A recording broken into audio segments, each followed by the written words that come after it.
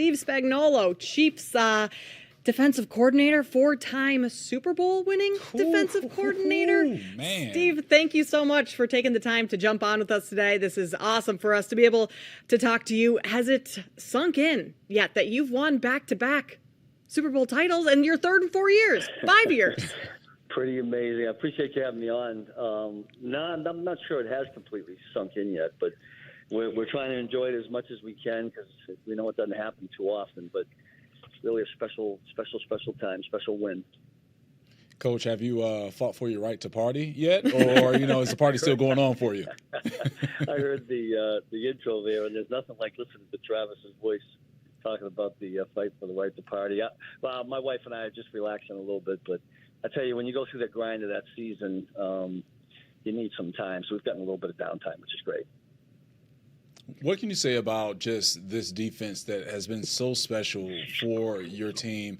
You're talking about the youngest defense in the NFL and just how you guys were able to hold down your end of the football throughout the regular season, but then also turn up your play in the playoffs. So how impressed were you with your players and what you guys were able to execute throughout this Super Bowl run? Yeah, it was pretty special, guys. I tell you, it was a unique group of guys and a special group of assistant coaches. I think that goes unnoticed way too often. I mean, sometimes the coordinator gets too much credit and too much blame or whatever, but I think it takes a whole group of guys. We have a great staff, defensive staff, and our players. I've said this before with other people that I've talked to since the game, but this was the highest number of high IQ players that I had the privilege of working with. And when you have guys like that they love football, they love to work at it, and they're really smart, you can do some things. And we were able to be a little bit more multiple than in years past because of that. And I think all the credit goes to, the coaches that taught them what we were putting together and the players and how they embraced it. It was just really, really cool.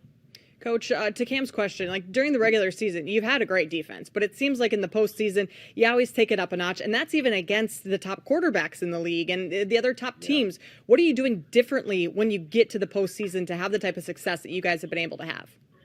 Yeah, I tell you the thing you do, what you do, Kate, is you keep it the same. I mean, we pretty much stayed in the same routine that we had all year long, and it was successful then, and so it was like, why not change? And I tell you the other thing, too, is what we're fortunate to have now after being on this kind of 5-year run and have a head coach who knows exactly what you're headed for. You're able to teach these guys that haven't been through it before. But not only that, but we have players here that have been here for the 5 years and knew exactly what to expect. So I think the preparation for these games was really on point because of guys that we had, that experience we had, guys like Patrick and Travis and Chris Jones and guys that have kind of been through the war, LJ Sneed. And, we did have a young defense, but it's funny. A bunch of these guys were rookies last year, so they did have the experience of going through the playoff run a year ago, and I think all that helped. And that secondary really stepped up and showed out in the playoffs, Coach. And we know that the league is a passing league, but when you face off against teams like Miami and Buffalo and Baltimore, and then you finish things up with the 49ers, how special was that secondary, like guys like LJ Sneed and Trent McDuffie, to really make sure that things were cut off to a certain extent with the passing game with the opposition? Yeah, there's nothing like, listen, when you have cover guys like we have with Trent and LJ and Josh Williams, Jalen Watson, our safeties on the back end, Justin Reed and Mike Edwards, and a bunch of others, Tamari Connor, who's really young.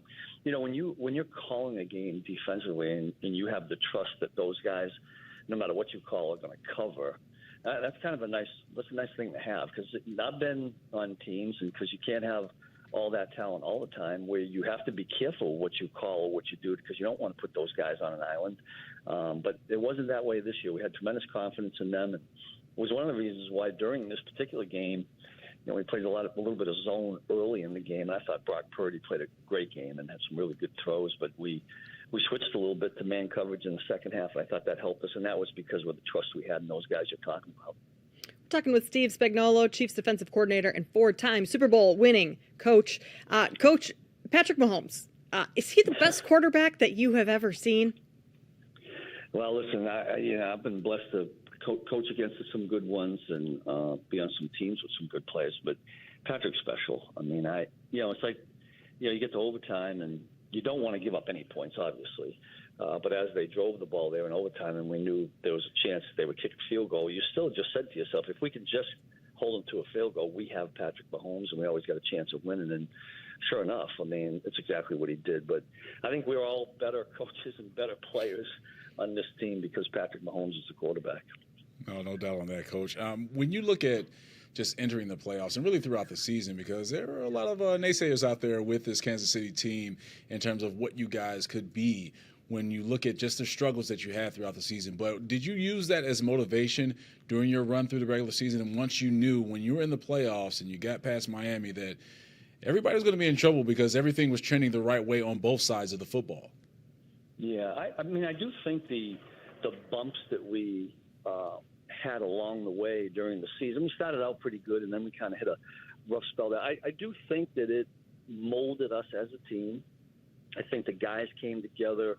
You know, sometimes when you get knocked down a little bit like that, you come back up a little bit stronger. And, again, I keep going back to, Andy Reid. I mean, we've all been through these things before, and when you have that kind of leadership and the guy at the top who never wavers, I mean, he's rock solid. He never gets never gets too high, never gets too low, and that consistency that he shows every day, I think, filters through the team. And I think that more than anything kept us on cue. And then I go back to the experience we have in that locker room and the leaders. And when we finally had made the playoffs, I think all those guys knew exactly what it took. And I think that showed up in the 4 games we played. Coach, speaking of leaders, Chris Jones, a huge leader on your defense. What is his current status? Is he going to be back next year in the red and yellow? What can you tell us? I sure hope so. I mean, that's a little bit that's out of my realm here. You know, Brett Veach and his crew will be handling that. But I think both parties involved, want it to happen. But things get tricky at times, and we're hopeful certainly that things will get worked out in another week or so, or whatever the timing is. I think it's next week or 2 weeks from now. Hopefully it'll all get done. But we have a number of players in the same situation, and one of the things you realize in this league is very rarely from season to season does it ever stay the same, like the room that you're addressing or teaching or coaching. We know there's going to be changes. I just hope there's not that many, but it is the NFL, and people do change teams, but we're hopeful that a lot of these guys can stay with us. And with that being said, Coach, what's the next step for this defense coming into next season? Obviously, you have one of the youngest, if not the youngest, defense in the NFL and one of the best defenses in the league led by you. Is there something that this team and that side of the football can really improve upon to make you even scarier as a defensive unit for next season? Well, the first step is trying to keep as many of those guys we were just talking about who are free. So that'll be step one, like every year. And then as you do every year, we'll add a few pieces. Our personnel staff did a great job last year in identifying Charles Omenihu, Drew Tranquil, Mike Edwards were 3 guys that we brought in free agency that I thought helped us out tremendously defensively. And, Brett Veach and his crew has found a way every year to add some pieces. So hopefully we'll do that. Once we kind of, and then we have the draft. And once we know what we have, that's when we'll never venture too far away from what we are philosophically. And, the defense won't change too much. But just like last year, once we knew we had, an extra linebacker and a safety that we could do some things with, we did some things we didn't do the previous year. So that's kind of the fun part of it, is putting together a whole new group of guys, a whole new defense. That's what the OTAs are for. And hopefully we can play good enough defense to let Patrick do his thing. That's really our motto is, keep as many points off the board as possible and then get the ball back to Patrick as much as we can, let him do his thing.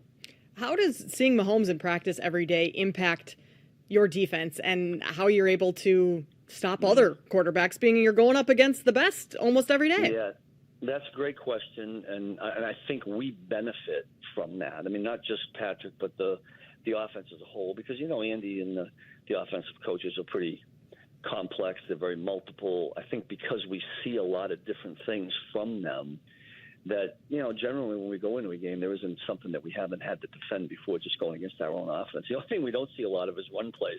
Our offense doesn't run the ball too much. But I think going against top-level elite players on offense certainly gets us better every week, certainly in training camp, OTAs. And the competition out there is tremendous. These guys, when they get to this level, they're all great competitors. And they like razzing each other, and I think we all get better doing it.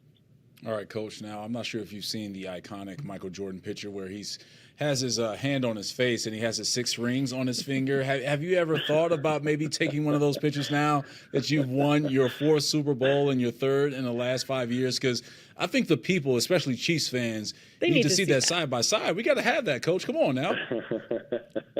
That'd be a cool picture. It's funny. I can count on one hand the number of times you end up wearing those rings. They end up in a safety deposit box for most of the year, and then because you don't want to lose them and you're worried about. I guess every once in a while you might wear it at a bank, whatever. But listen, I would say this, and I'm blessed to have been on some teams that we end up winning Super Bowls, but it's the relationships that you really value. And it was really cool. It was about 3-4 years ago. For longer than that, maybe six years ago, I had my second stint back with the Giants, and it happened to coincide with the 10th year anniversary of the first Super Bowl we won in 2007 with the Giants. Actually, it's 2017. And what was really neat is to come back and see all those guys at a reunion of the 10 years earlier we won a Super Bowl together, and just to cherish the moments and the memories you have. And I look forward to that with these that we have just recently won, because that's what I kind of cherish. All right, Coach, $1 million question for you. Have you met Taylor Swift? I did.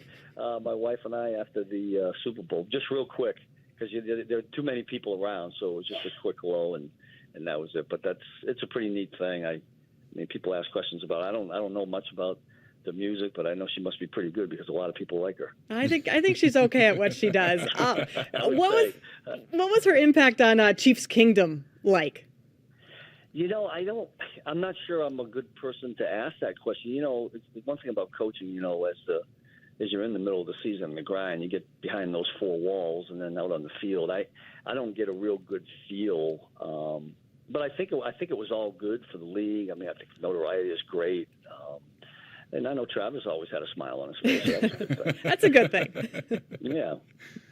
All right, Coach. Now, here's another tough question for you. If you could choose one of those Super Bowl teams that, stands out more than the rest. I know when this question is being asked to coaches and players, they're like, it's like picking your favorite kid or something like that. But where does this Chiefs team rank among the other Super Bowl teams that you've been a part of, especially when it comes to being the defensive coordinator on your list?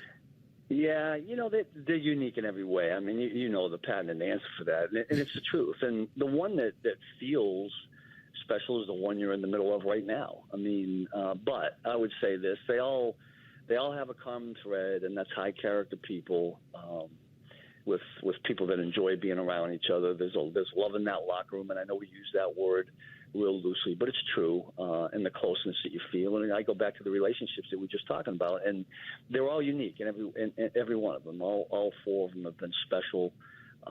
Still keep in contact with the guys with the Giants, the 2019 team we had in Kansas City, and then, of course, these 2 teams we've had back-to-back years in, but all very, very special in their own way.